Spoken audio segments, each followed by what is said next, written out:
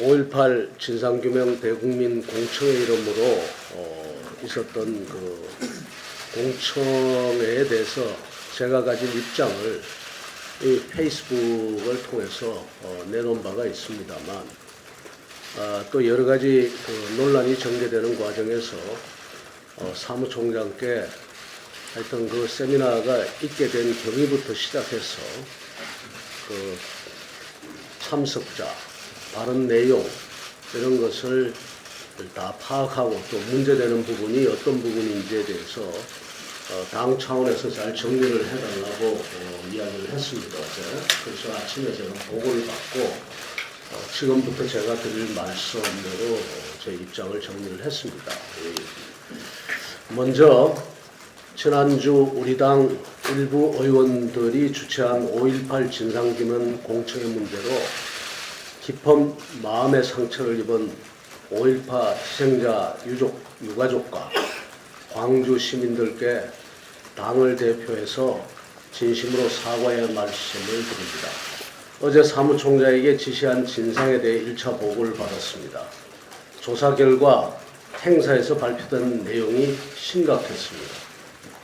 특히 발표된 발제 내용은 일반적으로 역사 해석에서 있을 수 있는 견해의 차이 수준을 넘어서 이미 입증된 사실에 대한 허위 주장임이 명백하였습니다.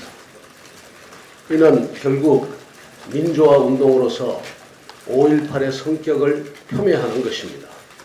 또 일부 발제 내용 중에는 헌정질서 문란 행위자를 옹호하는 대목도 있었음을 확인했습니다. 아울러 이 행사에 참석한 우리 당 의원들의 발언 역시 부적절했다고 판단하였습니다.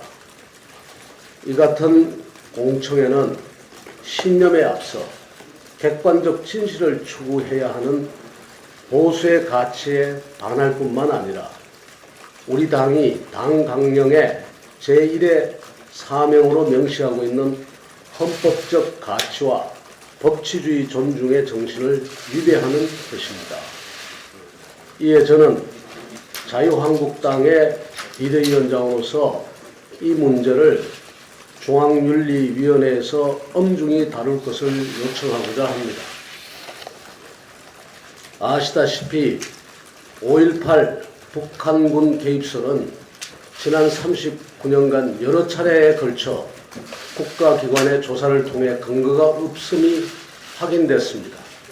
그런데도 이 같은 주장을 계속하는 것은 보수를 넘어 국민을 욕보이는 행위입니다. 특히 공당의 국회의원이 이런 주장에 판을 깔아주는 행동도 용인돼서는 안 됩니다. 그리고 저 역시 이를 막지 못한 책임이 큽니다. 이에 중앙윤리위원회에서는 비대위원장인 저의 관리감독 책임도 엄중히 따져주실 것을 요청드립니다. 5.18과 관련된 우리 당의 공식 입장은 대한민국의 자유민주주의 발전에 크게 기여한 민주화 운동이었다는 것입니다.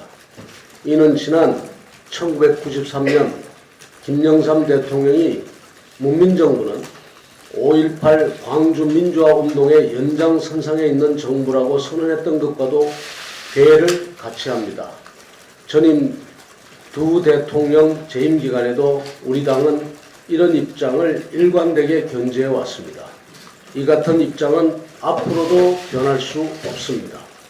자유한국당은 5.18과 관련된 진실을 왜곡하거나 5.18의 정신을 폄훼하는 어떠한 시도에도 단호히 반대한다는 입장을 재차 밝힙니다.